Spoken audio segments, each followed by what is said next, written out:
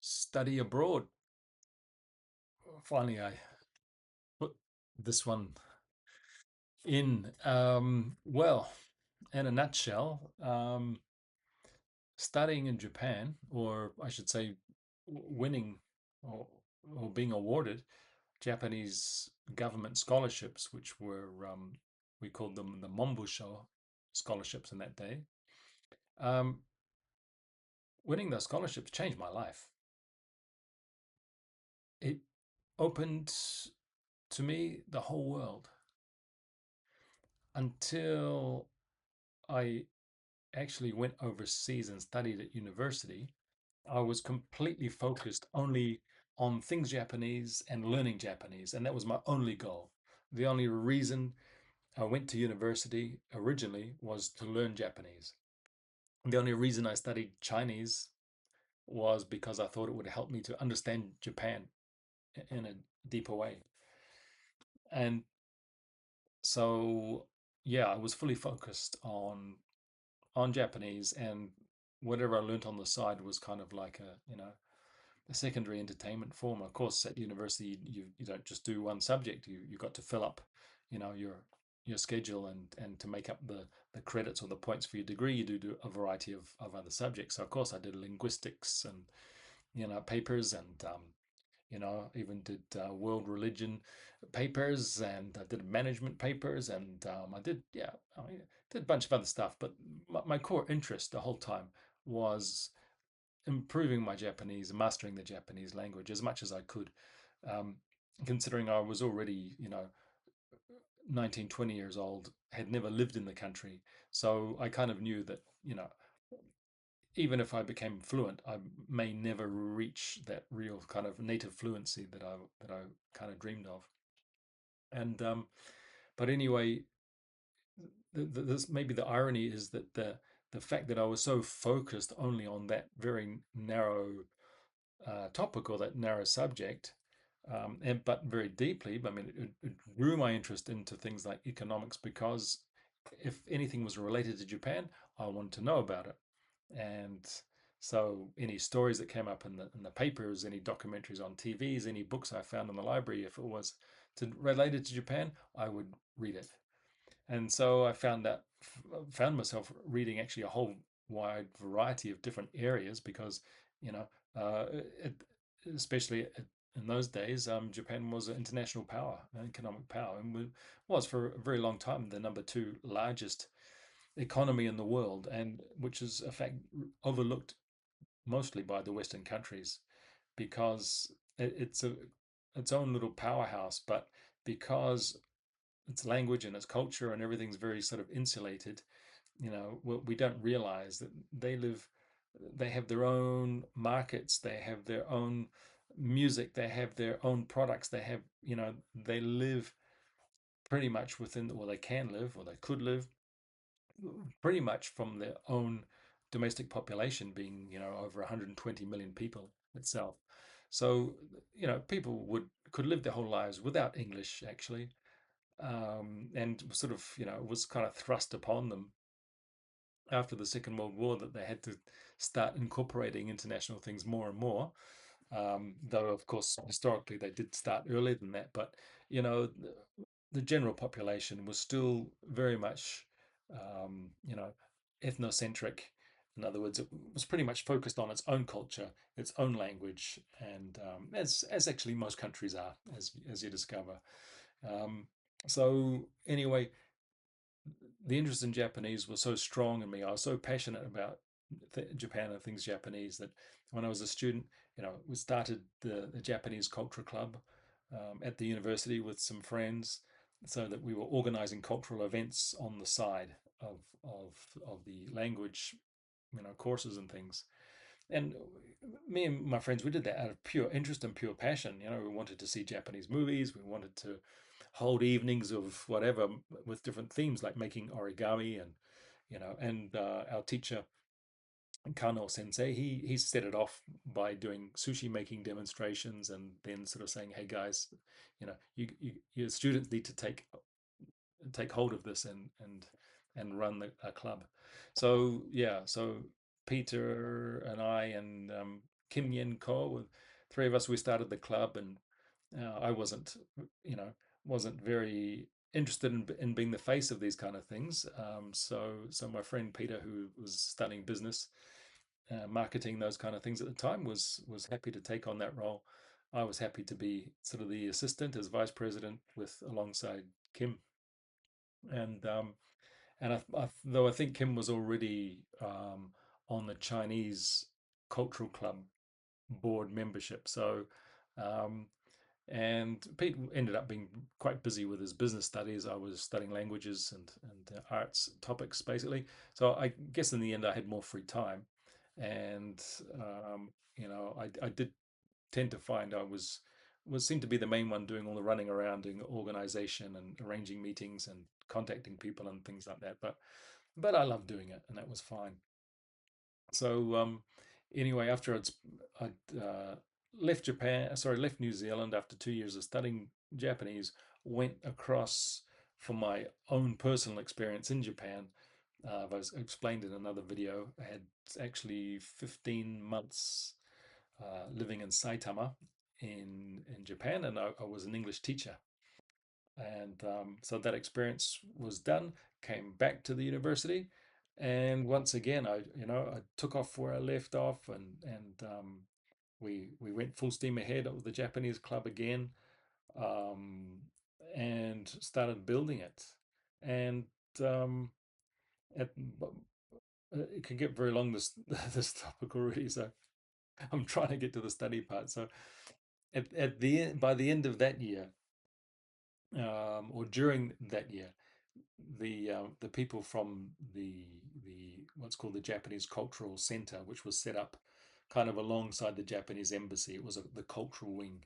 Their job was actually to promote the Japanese language and the Japanese culture in the country they were in.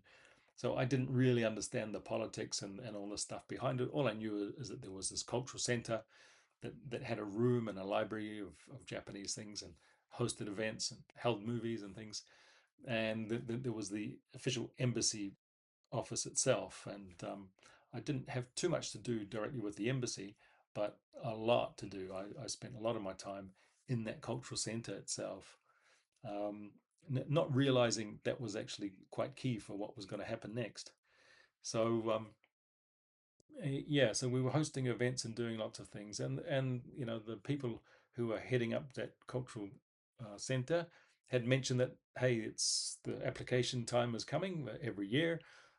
There's five or six or people from New Zealand will be selected, can apply and can go to study in Japan, and there are different kinds of scholarships that they give. So they give a undergraduate scholarship, which somebody would be leaving high school age pretty much, and they would go across to Japan. They would do 1 year of language culture study to prepare them to enter into the Japanese university system, which is usually 4 years of study. So that would probably be a 4 to 5 year program where there's 1 year of preparation, followed by the standard joining the standard university system with all the Japanese students, and that was pretty appealing to me. I think I thought, well, that was a good way to really immerse myself to study alongside the Japanese students and go through that whole experience itself. But that was actually aimed at people who were a little bit younger than me. I was, by this stage, it was sort of 1990-ish, so I was 20. Um, and I was already specializing in Japanese at university, so that they suggested that I'd be more suitable for another scholarship, which was a 1 year intensive Japanese language study course, and it was designed for people who were majoring, who were specializing in Japanese already, so they already had some fluency, and it was like to really to boost their level, and it was not just language, but it was a language and culture aspect. And so that particular year, um, there was that was only awarded to one person in New Zealand, and then they had another category which was for postgraduate studies.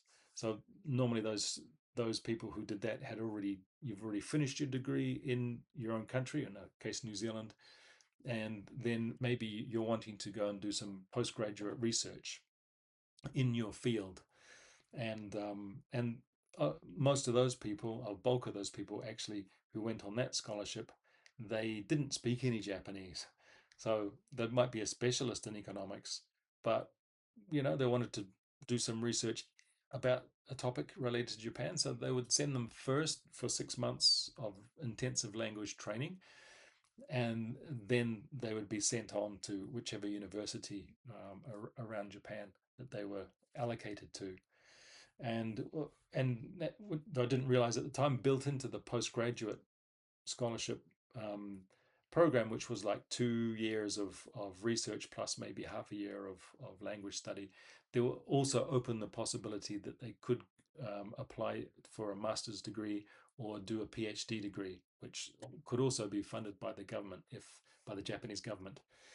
But essentially, there was these three streams of Monbusho or Monbu Kagakusho, or as it was later called. Now they may have changed the name of the ministry again, but it was essentially the education ministry who was funding this, and it was under a larger plan that they had. I remember going to information evening, and they said that they by 2050 or 2030 that they plan to have 1 million foreign students studying at university level. And what this was actually, it was a way for Japan to get access to the best brains from universities all around the world. So, I didn't realize. I thought it was a sort of public relations, let's help out. There was a sort of developing nations. Of course, Japan is very strong in aid development.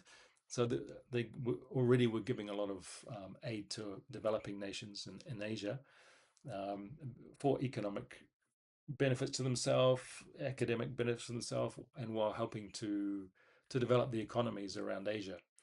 Um, and but really, I believe the real aim was to try and pick the brains from the best universities and the best students that they could find around the world, get them studying in the Japanese system. One, it would make them more, would how to say, make them more open to Japan itself, because having a large language barrier between Japan and the rest of the world when it comes to top level research and things, it is a problem. And as many people will know, Japan is top in many areas of science. There's always a scientist every year from Japan who's getting a Nobel Prize for something or the other. And often it turns out their English is actually terrible. Not always, or it's very academic. And they go to give their speech and they're kind of stumbling through their speeches, and the rest of the world's a little bit surprised. They're thinking, "Wow, how is this like internationally acclaimed scientist so clumsy when it comes to you know uh, doing their acceptance speech?" And the Japanese are very self-conscious about that. They're very aware of that too. But it also shows that with completely without English, Japan and other countries too, have highly developed and high level areas of technology and research in their own fields. So yeah, so this was a opportunity which came up.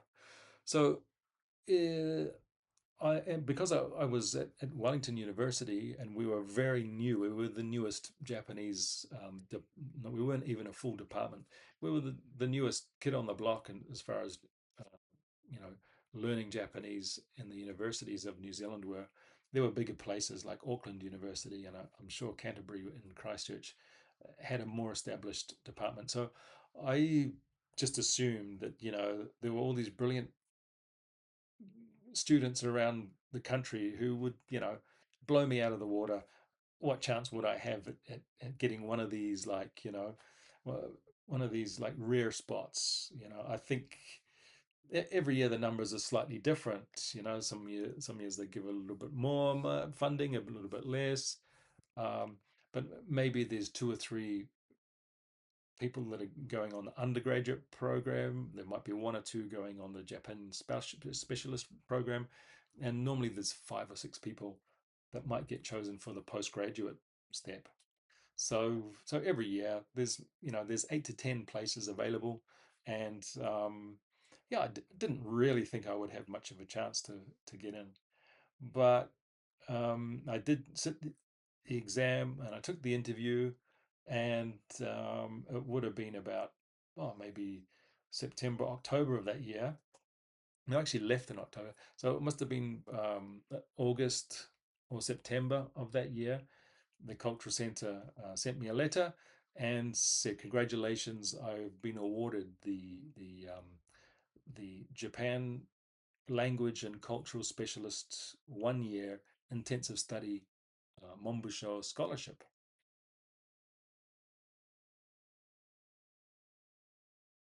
And that paid for the airfares. All tuition was paid for, and they also paid a monthly stipend of around. I mean, if I'll just call, I'll just use US dollars, but it was about 1,200 Japan, 120,000. So 120,000 Japanese yen, or around about that. Maybe it was a little bit more, 130 maybe thousand, which is something like $1,200, $1,300. And at today's rate, it's probably only about 700 or 800 US dollars a month. But it was, it was actually the size of a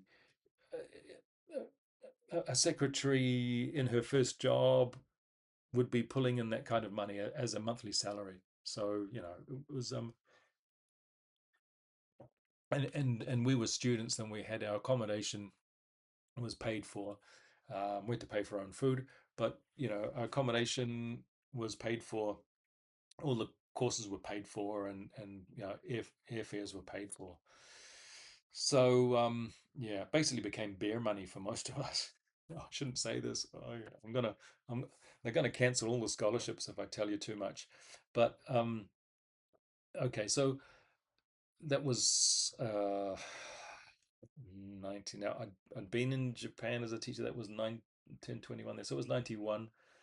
Came back 92. So it must have been the end of 92. So yes, October 92 to October 93. That was that 1 year scholarship. And I was extra lucky because that year only one student was given that scholarship that year, and it was me. And actually, and what I do believe is what happened is that um, because we were a new university, we did have the embassy and the cultural center in our city, but we didn't actually have Japanese language. Now, as part of the Japanese Cultural Club, I'd also been um, heading up the fight to push the university into funding more courses. We were gathering signatures, we were having student meetings, and then we were pushing the authorities and trying to say, hey, we have this many people and this many students who are really interested in continuing their Japanese studies. Please put funding into more courses. And actually, it took a year. And while I was away in Osaka, that work that we'd been doing previously, went down the bureaucratic channels, and and it was successful. They funded another half year. It was slow in coming. We they had 2 full years, and then about 2 years later, they introduced another half-year course, and then the next year after that, I think they introduced another half-year course, giving them 3 full years, and the ability to actually major in Japanese, because at that moment I had to combine my Chinese studies and my Japanese studies to make it an Asian languages major. So, and I think originally the Chinese language was under the European language school. It was like it was one classroom stuck under there. So we're slowly developing this Asian languages department.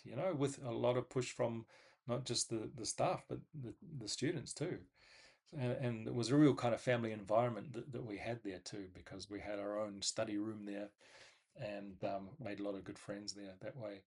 So that became the engine, really, for the cultural movement, the sort of the political um, push, and the relationships between us all. And so, uh, yeah, so I was really excited. Couldn't believe it.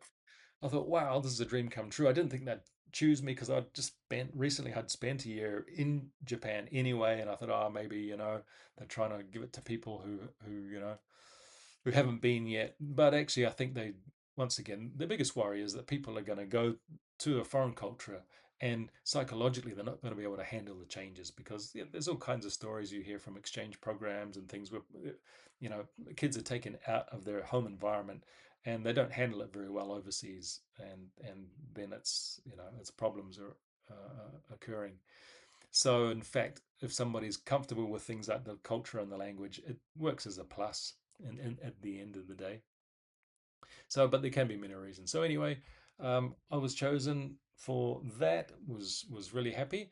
I mean, I did feel really bad because my best buddy had also applied for that, and he didn't get it. That was really hard. I mean, it's really hard to be so pleased for yourself and have to break the news to your best buddy that um, yeah, actually I'd got accepted, and there was only one spot, and yeah, and we couldn't go for the undergrad one because we were too old. We couldn't go for the postgrad scholarship because we were still, we hadn't graduated from our own program ourselves.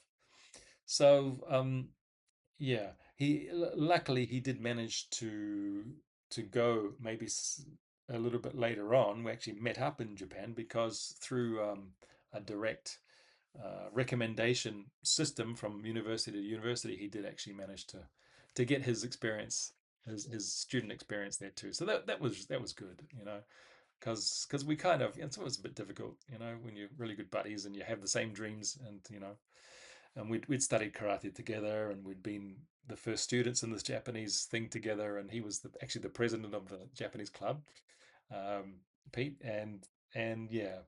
So anyway, he did get his reward, so that's good. Um, so got the scholarship, and when I got the information about where I was going, I suddenly I was shocked because they said, "Congratulations, um, you have been assigned to Osaka Foreign Studies University." And I went, Osaka? I had visited Osaka briefly while I had my first my first stay in Japan. I had well, yeah. Oh, that's right. Oh, I had now. This was actually crazy. The first year I was in Saitama, I'd left New Zealand. I left my girlfriend back in New Zealand because we'd only met it two or 3 months before I left the country. I'd freshly met this this Chinese girl, and we got on well. But I said, look, I've already booked my tickets to go to Japan, so we're we kind of can enjoy it together now. But my real plan is already set that I'll be in Japan next year. And so the first year was a long distance relationship, and yeah, and well, kind of details because you had a Chinese passport. It was actually really hard in those days for a Chinese person to get a visa to go to Japan.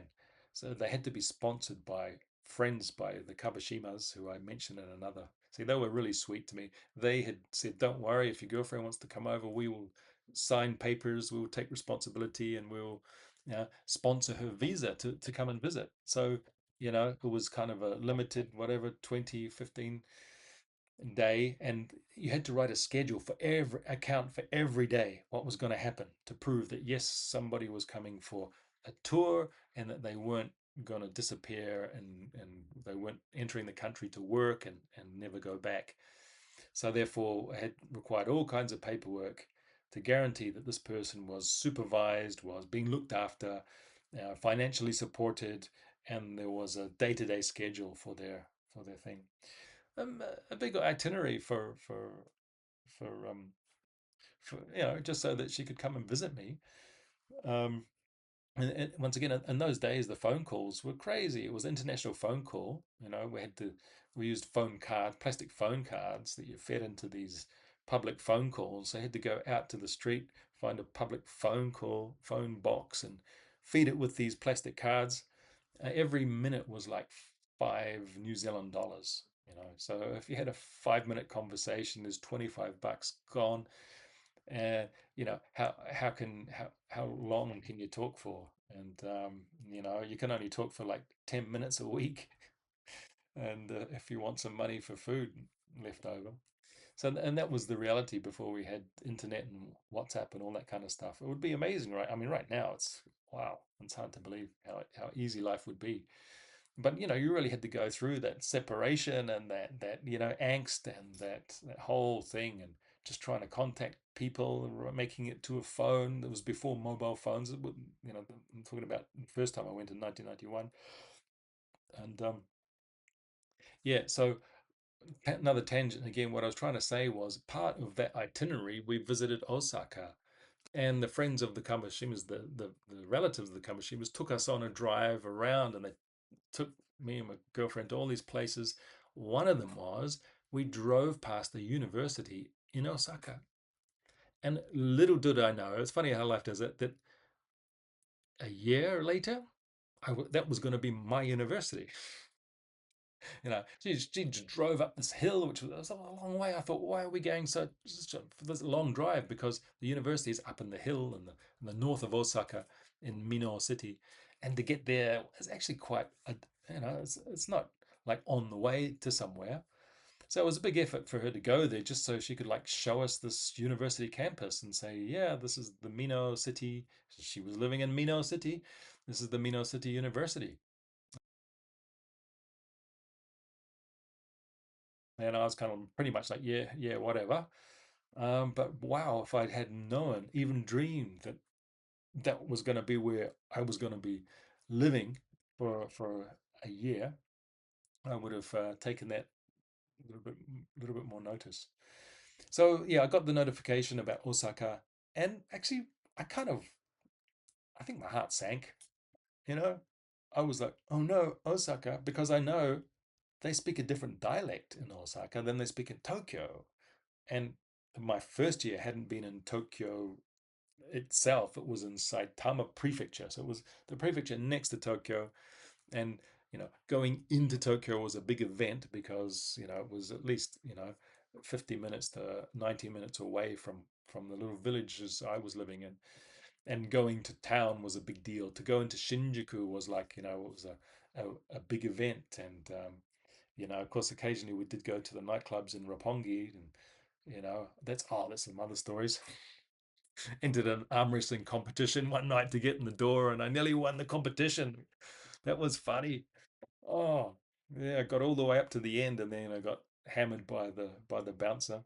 Oh no, no. Yeah, the bouncer bet me, and then he lost to this guy who was a firefighter, but it didn't.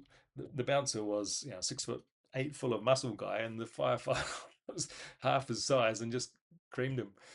Yeah, it was funny. So that was the days that hip hop was really big, and my flatmate Darren was a big hip hop dancer, and I was into hip hop as well. So yeah, and they even had TV cameras in circus in the club we would go to, and they would televise it live on a Friday night. So we would go in there on a Friday night, and Darren even won the competition, a hip hop dance competition one night, and it was televised too. It was funny. I was too shy. I was dancing in the wings, because I knew there's a camera on me. I thought, oh no, I better hide. Yeah. So anyway, that was back in '91. So yeah, so my whole focus was really about actually getting to Tokyo. I sort of never considered that I might be going anywhere that wasn't Tokyo, and I started to panic a little bit. I thought, oh my God, I'm aware that I want to have a standard Japanese accent, because there is like every single country, there's every normally the capital cities have the language accent that everybody kind of aims for, so they're not considered to be a country bumpkin or from some weird place. So I was kind of hoping that you know part of my linguistic ability would actually include the fact that I would be able to speak in the best acceptable highest level Japanese accent possible, which was the Hyojungo, or the standard Japanese.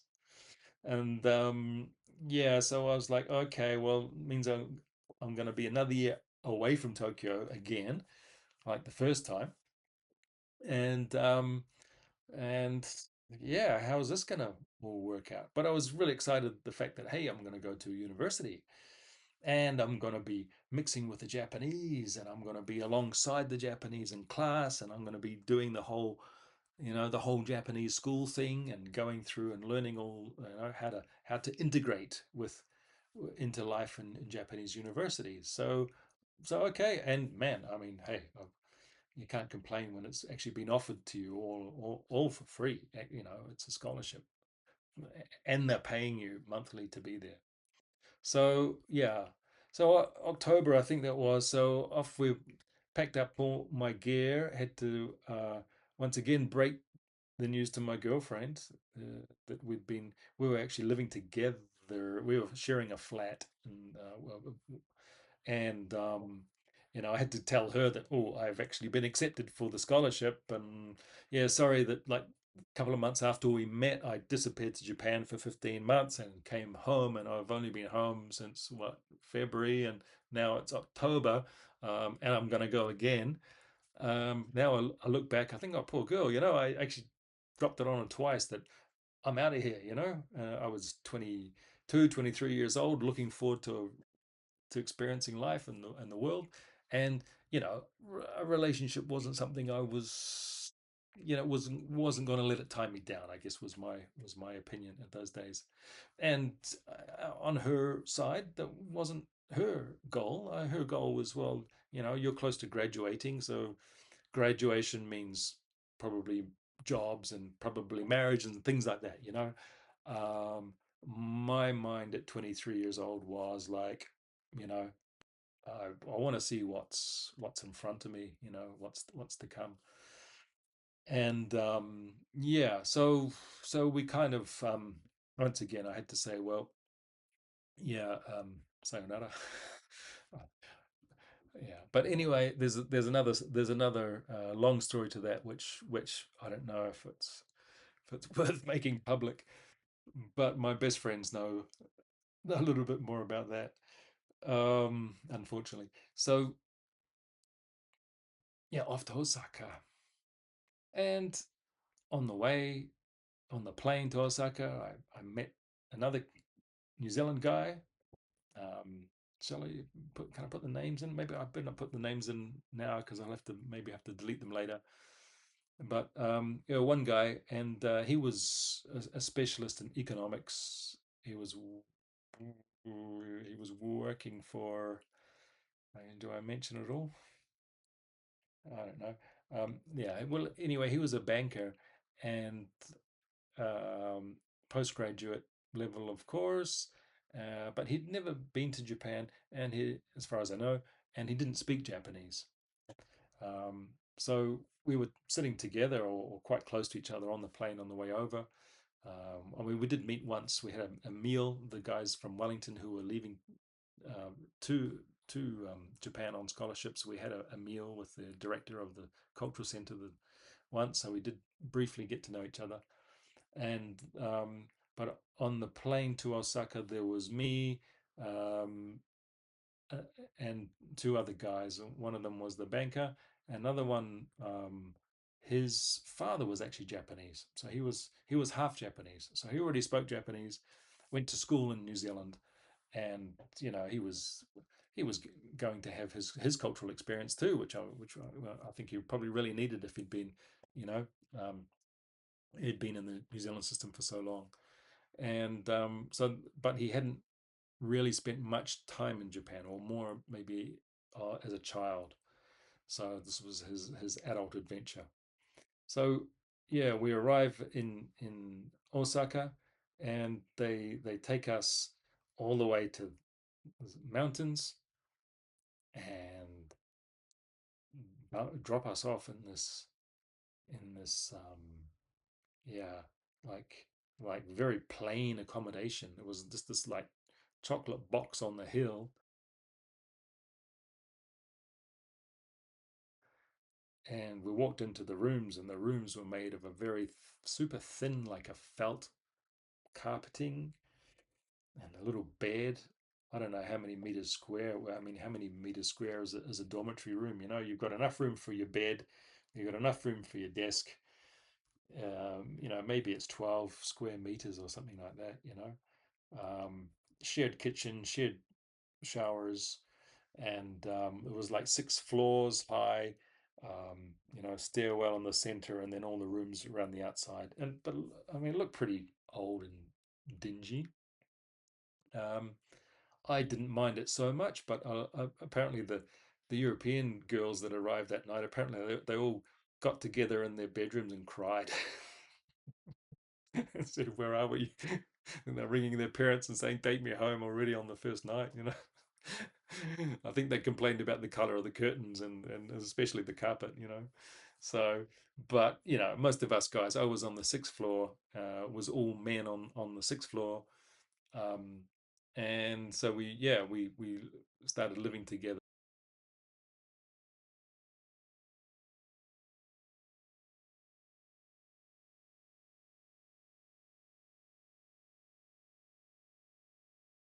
in this environment. I was also disappointed because I had imagined I was going to be living in the Japanese students' dormitory, you know, because I was like, well, I'm the Japanese language specialist. You know, the other guys, they didn't learn Japanese yet. But my, as far as what I understood, my program was for Japanese language specialists to get culture and language training. So I naturally assumed, as it did everybody else in my class, there were like the class size was only like 15 of us, and there was about 150 other people from all around the world. But we all assumed that we were going to be living in the Japanese student dormitory alongside the Japanese students and going to classes in the Japanese university. The what actually was the arrangement was that all the foreigners were being trained at the Japanese Language Institute, which was another building on the campus. So all of the Japanese language courses were carried out in that 3 floor, you know, building. And it was kind of like a factory actually, because every 6 months the intake of like 150, 200 students from students from all around the world. They would come there for this intensive course, and they'd go there for, normally it was 6 months training, and then from Osaka they'd be sent out to all over Japan, wherever their next university was going to be. And some of these people ended up. Most of these people didn't know where they're going to be sent to until the end of their 6 month training. So, which is another story in itself, because you know some people ended up going to a university in Tokyo, while others were sent to Hokkaido, which is you know the top island at the top of Japan, and you know very isolated, and or Kumamoto, and the guy from Nigeria was really distraught. He was nearly turning white, and he's sitting at the recreational table at lunchtime, you know, and we're like, "What's wrong? What's wrong?" And he's like, "Oh, I can't believe it! I can't believe it! They're going to send me to Kumamoto University." And we're like, "Whoa, okay, it's a bit, you know, okay, it's a bit in the countryside. It could be a bit, you know, isolated, and yeah, okay, but come on, cheer up, you'll be better." He said, "No, no, you don't understand." You know, so he said, "In my language, Kuma means vagina, and moto means hot. I can't tell my mother going to Kumamoto University. I can't write. I can't send her my address." So yeah, yeah. Yeah. So things that happened, and then there actually had stories had come out that like students who were sent to places like Hokkaido had suddenly like just disappeared overnight, because it's a place where there's snow a lot of the time of the year, and an isolated location, and some of the students had cracked, you know, and I think there was rumors that some Chinese students had just like abandoned the place, and yeah, and once again, I think everybody expected that they were going to be going to like large cities, and you know, with good facilities and things like that. But of course, they needed to spread out people, and depending on their specialties, and depending on the specialties of the university, um, yeah. So, or if they had a recommendation or a connection with another university, then they could arrange that beforehand. But most people didn't actually know where they were going to go in advance. So yeah, but us language specialists, we considered ourselves a little bit special because we thought a lot of us had already lived for a year or so in Japan. Most of them had been on an exchange program at high school and were already fluent in Japanese. And so when we landed, people like me, I'd already had my 1.5 years of living there, and 3 years by that stage of or more of practicing the language. We knew our way around. We knew how to get a beer. We knew how to party. We knew how to order a, um, you know, I don't know, deal with the policemen, the hospitals, the telephones. We could read the bills that were being sent in the mail. So for us, we were kind of already up and running when we go. The problem that we faced though is that we were sent into this isolated university in the middle of nowhere with not very good communication to the city. So yeah, depression got high at certain places because it was, you know, I was like, yeah, we were a bunch of young lads and well, women. There were a bunch of young people full of energy, ready to to go for it. And if we did go for a night on the town, it was a very long way there and a very long way back.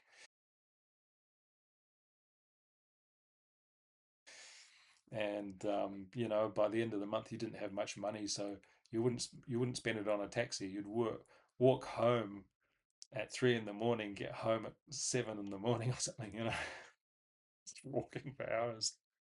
And depending what country, the guy who lived next to me, he was from Russia, and he had a part-time job at night, and I think to take a taxi home at like 12 or 1 in the morning, it might cost him, $10 or $20.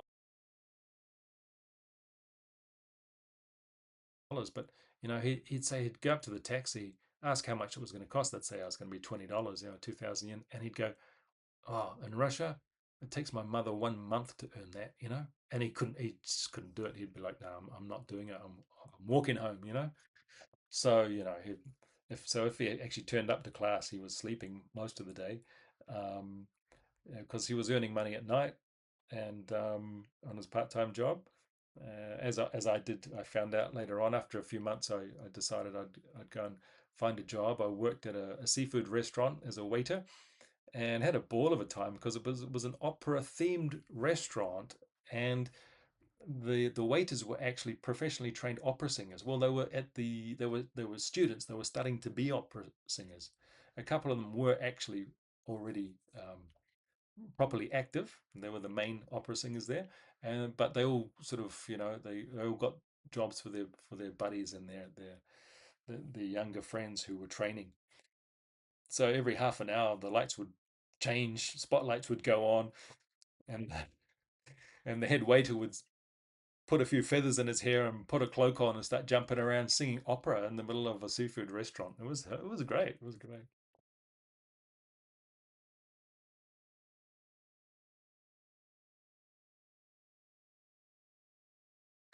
So yeah, so that was my part-time job, but I had to go all the way into the city, into Umeda, to do that, and coming back, yeah, it was a long way, but it was also part of the of learning the language, learning the culture as well. Because if you're only studying it, you know that I'm only kind of theoretically experiencing it, and you need to have a place where you're forced to use it. So in that restaurant, they actually trained me to use the polite, what they call keigo in Japanese. I had to approach the customers and had to sit a small exam on how to, explain how to eat the crab and how to eat the dishes in the way which they did. They had a whole routine of, take the crawl crab and you crack it and you twist it and you turn it and you pull it out and you use this sauce and for this and you use this sauce for that, and this is how you how you work your way through there were zuaigani and king crabs or something, big Alaskan crabs, the massive things, a lot of meat in them. And yeah, so that was part of the training, was to learn how to explain this in Japanese to a Japanese client. And they thought, oh, there's no way this foreigner's going to be able to do it, because they hired two of us. The other guy didn't speak Japanese, and I was pretty much fluent by then, and so they couldn't believe that I was able to do it. The other guy, yeah, I mean, he really suffered through it, but it was all entertainment for them. But I took that as a linguistic challenge, and I thought, right, this is gonna be great. So yeah, so that was my part-time job at Carnival Plaza restaurant. As well as, of course, there's always people asking you to teach English on the side. So yeah, there's I also had other part-time jobs teaching English. People in the neighborhood are asking you to go. I went to a school all the way in what's it called, Tenoji. Oh God, that was far away. It was a long way. But once a week, I would go and maybe teach 2 or 3 hours there. But met some really lovely people, who yeah, actually those students, it was incredible. That class was crazy, because a 65-year-old woman came into the class on like crutches, and uh, and then she goes, "Oh, just a moment," and then my mum's coming, and I was like, "What?" He goes, "Yeah, I'm just my mum's just behind us. Just wait a moment." And you know, in comes the mother on a wheelchair, and I said, "Well, how's old your mother?" And she's like, "Oh, she's like 84 years old."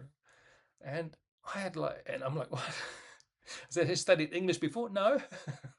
This 84-year-old woman wanted to study English, and you know, and it was hilarious. I tried not to laugh, because it was like I had taught like children before. I had some classes in Saitama where they were throwing 3-year-olds and 4-year-olds into a class and say teach them something, and it was just like, yeah, blue, orange, red, and it was something similar actually.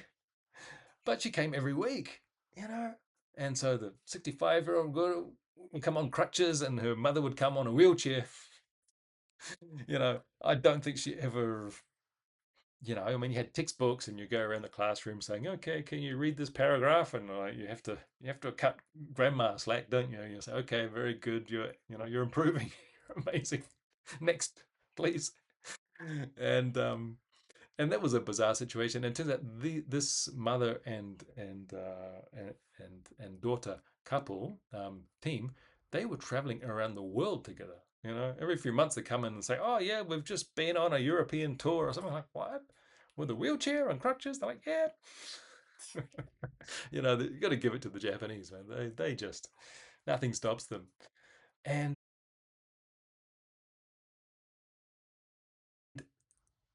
she started to, after a few months, I think she realized it was a little bit of an effort for her mum to maybe stay awake in the classes.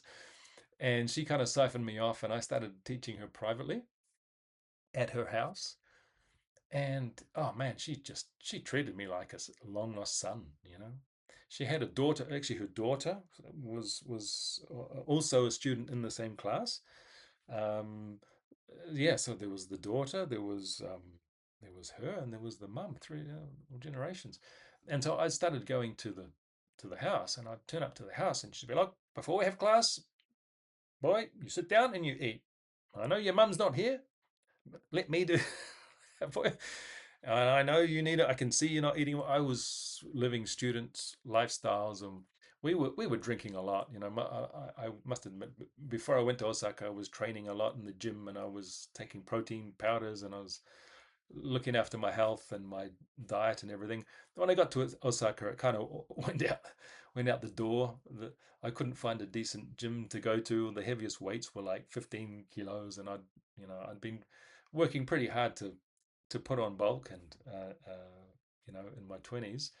And then suddenly I was at a gym where I was in a place where the university gym was useless. They had old weights and broken machines, and you know, the local gym was tiny, and as I said, the weights weren't heavy enough, and the machines weren't long enough. Or anything I'd try and a cable pull would like stop halfway because my arms were too long for it, or my knees were too long for the leg extension machine.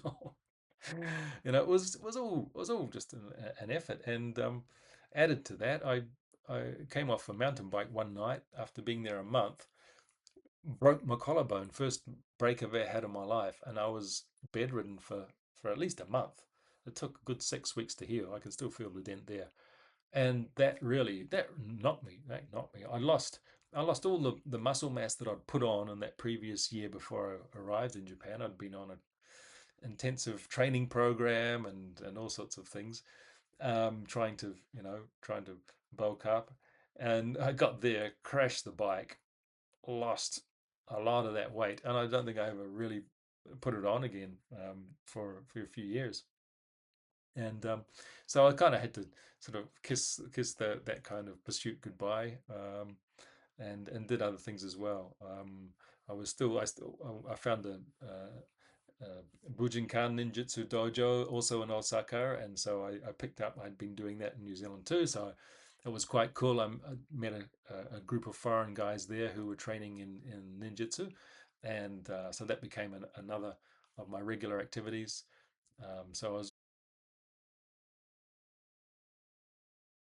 yeah, I was keeping busy as well because I had to get off the campus because it was very isolating in that sense. But the good thing was, as I mentioned, there were people from all over the world there, and what the why this experience changed my life so much was that until that point, I was so uniquely focused on Japan and Japanese only as my pure interest and my pure drive in life that I'd been ignoring everything from the West. I wasn't interested in Western philosophers. I wasn't interested in Western art. I wasn't interested in Western religions really. I was, it was all had to be Oriental, it had to be Chinese, Japanese, or it had to be Asian to for me to take an interest and find out about it.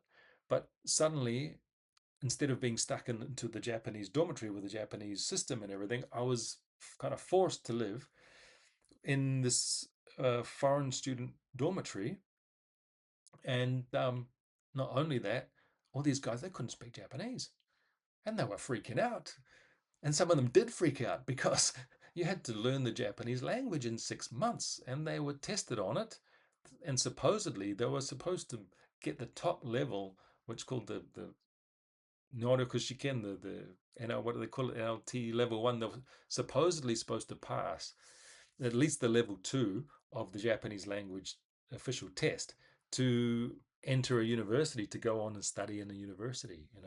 So people were going through intense studying period. Meanwhile, us guys who were the specialists, we were kind of, now our course was demanding as well. We had 4 to 6 hours a day of everything from economic. Well, I chose politics, economics, ancient Buddhist texts, grammar, kanji. We had specialties in all kinds of areas, classes in all kinds of areas over that 1 year course. But it wasn't a life or death situation for us. These people were like told if they didn't pass the test in 6 months, they get sent home. And I honestly, there were some guys just walking in circles, and I remember the guy from Malta who was just freaking out every night. He was like, "Oh, the Japanese driving me crazy. It's driving me crazy. I can't remember this. Kaki Krikiko. I can't write this kanji. I can't learn it." Because the truth of the matter is that some people, I'm a person from the arts, and I studied French and whatever. For me, languages is kind of my thing. But my friends, normally people who are very mathematical, very engineering, and those kind of minds, not all of them actually, sometimes not. Um, there's another sort of mindset which doesn't really absorb language very easily, and you can put them in a country for 20 years and they'll still be at very basic level. And and that's just the way it is. And other people are different. You know, I had some other friends. One of my friends was an engineer. He'd never learnt Japanese before, but by the end of his intensive course, he really impressed me. You know, um, but not everybody's like that. You know, so if this guy from Malta, it was psychological torture for him to to have to memorize all this strange writing and all this new stuff. And he just quit and went home before the final exams. And and so as a result, but these guys who were specialists or already, so they were already kind of like master's degree level or doctorate degree level in their own subjects back home, and they were there, and I was living with these guys, and we're having lunch with these guys and breakfast with these guys and dinner with these guys, and you know, we're going out together and hanging out drinking. They were hanging on people like me because they couldn't communicate. You know, they had a mind full of knowledge. They had libraries of information in their head. They were these people were serious academic. Not all of them, but some of them were just serious academics back home. Maybe they're from Russia or from Belarus or from Mongolia or whatever. And some of these guys spend all their lives in a library and hardly anything else. And were you know, I mean, they were world class in their fields. One guy was a heart surgeon. He was from a Latin American country, so he was a heart surgeon, and he was living on my floor, like in my dingy student dormitory. You know, I was thinking, what's this guy doing? But of course, back home they have, you know, it's always different when you're back home and you think, hey, I've got this opportunity, and why not? And you end up. The reality of it was quite brutal for him. He had to come from sort of you know, a high class kind of environment back home to like, hey, sit down and go to school 5 hours a day. Um, but you know, I mean, maybe that's why there was a lot of noise coming in from his room. But as I say, there were guys who were. I met a guy who was a specialist in oil. What do I call the drills? I don't know. He did his research on different kinds of heads of oil drilling devices. You know, another friend was she was doing her master's degree or a PhD about the setting times of concrete. You know, she was come from an architecture construction background, and another guy was doing something about fish cycles and spent all his time in the laboratories, like observing fish, and you know, so these are very specialist kinds of knowledge. But then suddenly they had to you know, work in a Japanese environment, in a Japanese system for that. So you know, and they're already, you know, quite grown up. I mean, they were 4 or 5 years probably older than me. um, but when they were dropped into the middle of this hill, isolated from everything. Um, you know, people like me and the people we were in what we call the J class, that was the Japanese specialist class. People like me from the J class, we were their lifeline. You know, they were like, you know, everything. They wanted to make a phone call. They needed to ask for help. You know, they wanted to talk to their family. They needed help. Everything they needed help for, and especially when they left campus. So it was always like, you know, if I said, "Oh, I'm off to Osaka City, I'm off to Umeda," they're like, "Yeah, we're coming," and I'd have a whole troop behind me, teaching them how to read the subways and how to catch the bus, and you know, if they got sick. You know, this was a big deal too. Or if they got in trouble with the police, which I could make a video story about those things too. You know, they always needed help because there was yeah, limited help in during school hours. I mean, maybe there was something during school hours, but after school, we were left to our own devices on campus in the dormitory all night. So whatever happened then, it was up to us to deal with. And yeah, so they kind of looked at us as their heroes because they were just like in awe, like, oh wow, how could you master this language? You know, these guys are like, guys, I'm like a double master's degree in like psychiatry back home, and I can't even. I'm like a 5-year-old fumbling child here, you know. So that was, yeah, that was exactly the situation we had. But you see, but because I was hanging out with these guys all the time, they were opening my mind way beyond Japan. You know, the conversations we would have, we'd go to a local pub and have beers, and where they would have like nomi hodays for 2 hours. In other words, 2 hours you pay $12 and you can drink as much as you can for 2 hours, kind of thing. So we might go from bar to bar and repeat that process in three different bars. We'd have 6 hours of just drinking, and the conversations that would break out, well, the guys would break into arguments, because there was the guys from Russia, there was a guy from America there, and the Russian guy hated the American guy instinctively, and sometimes they'd end up in physical fights, and coming home they'd be pushing each other into the bushes, and we'd be dragging them apart. And but I mean, that was one. But the real intellectual guys, they'll be debating philosophy and Kant and Homer, and discussing the classics, and you know arguing with each other over that. And the French guys would be talking about Descartes or whatever, and discussing politics. And of course, I was just I was just like, wow, I was blown away, because I had never really, because in this way you were living with these people on a intense basis. It wasn't just like you meet somebody one evening and you say, oh, okay, they have an interesting thing they study. They're a doctorate in concrete setting times or whatever. Um, Most of those kind of people wouldn't talk to people, because they were high intellectuals, and in their own countries other people couldn't understand them. you know so if one of my favorite things to do was to force these intellectual snobs to explain to me what they're studying and what their specialty is, because and they didn't want to do it because they thought, no, you can't understand. Like, there's no way you could understand. This is because, you've got to have a minimum, like, bachelor's or master's degree in this field to even grasp what I'm working on, and few people in the world are actually working on. But yeah, try me, try me.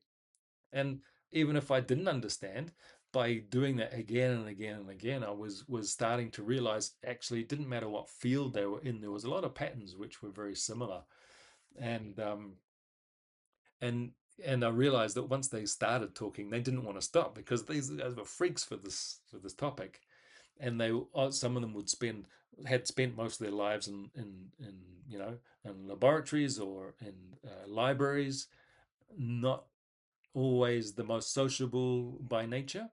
But we were taking them out for beers and softening them up with as much as you could. They're away from home, away from the environment. So a lot of these guys started blooming. They got socialized. They even got a girlfriend. And stuff like this. And because it was such a mixture of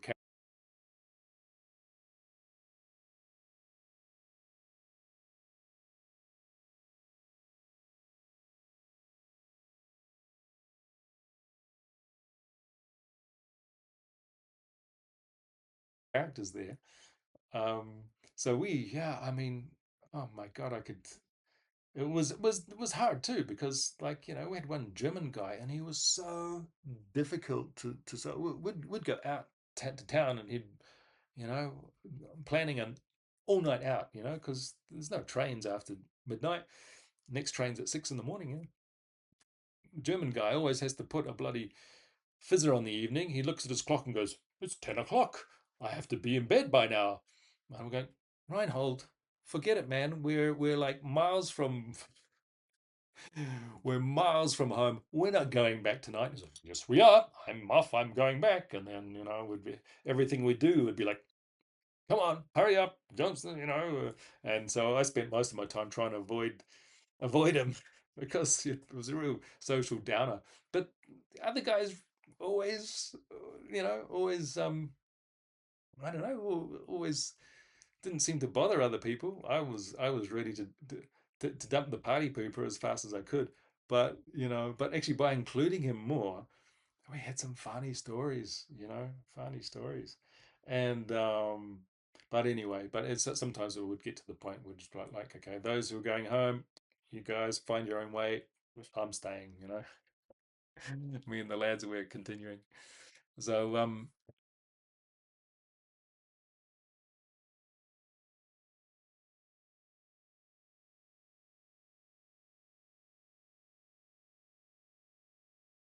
yeah, but as I say, the I suddenly started to appreciate the not just the rich Japanese cultural side, but the international environment, the richness of all that knowledge and all that culture, and um, my best friend became a guy who was fluent in Japanese. We never spoke English with each other. We only spoke Japanese with each other. And, he's an Arabic speaker from Egypt. I think he was working on producing the first Arabic Japanese dictionary, for example. And I've we got on. We were like brothers. We just clicked. Never spoke a word of English to each other, And I heard him trying to speak English once, and I was like, "Oh, we didn't even realize that we were." I mean, I didn't realize we didn't speak English because we were just in that Japanese-speaking environment. And yeah, and by the end of that year, I had changed my mind about a lot of things, and what I realized was that the whole world out there is a lot more interesting than what I'd thought, and that environment of having these high intellectually highly educated people in that environment, I became addicted to it. So when I left that, all I could think of was, wow, how do I re-experience that? You know, how do I um, yeah, how can will I ever find myself again with a PhD in micro nanotechnology and masters in linguistics and from Mongolia and Egyptian um, hieroglyph specialist, be at one table and discussing whatever it is that's affecting the world at the moment, or whatever it is. It was a very, very um, mind-blowing experience, actually, because they in their own countries we would never speak to each other, right? But in that environment they were isolated, they were forced to, and once again, because of my own ability to manage the local culture, I there was a reason for them to talk to me. But these are the people back in my own university. They were stuck in the library all day and they wouldn't say hi to you, wouldn't say boo, of course. So yeah, so those people are on their own kind of journey as well, dealing with all those kind of issues. And yeah, but by the end of that year, I was suddenly way more interested. I realized what I have to do. I have to take my Japanese language and turn it into something, and make it work on an international way. And that's when I first decided that, yeah, I need to learn international relations, or international business, or international politics. So that would be a way that I could take the language and not just become a linguistic specialist, or just become a Japanese language teacher, but take it and move it into something else. So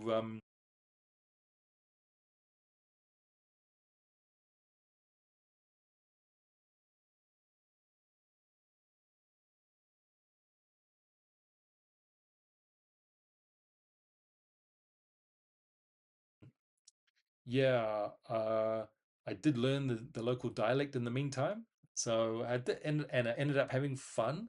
Have fun because I did have enough of a base line of standard Japanese that I feel it didn't completely contaminate my language. And in fact, I turned it into a game. And though I'm not kind of fluent in Osaka Ben, Osaka dialect, I made I love to watch the comedy shows, especially the Yoshimoto Kogyo. They were like a live comedy theater, which was a regular TV show, and me and my Japanese guys who were fluent, we would just like eat that up and watch it and devour it, and that were really hilarious because the Osaka sense of humor was also the other enlightening thing. In Saitama in Tokyo, everything was very rigid and everything was very formalized and very stiff. Yeah, everything suit and tie, yes sir, no sir, bow.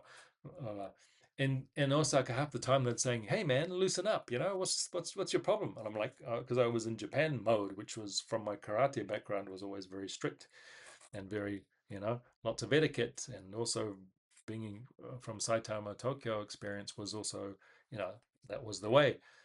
But the Osaka people have got a bit of spark to them, They're business people. They like to have fun, and they crack a joke, and for that reason, the cultures of the Kansai culture, the Kansai dialect, and the Tokyo people, they have a bit of a love-hate relationship, which sometimes can get serious, and prejudiced and all that kind of thing too, because of that. If the people in Tokyo hear you with this accent, then they tend to look at you a certain way, right?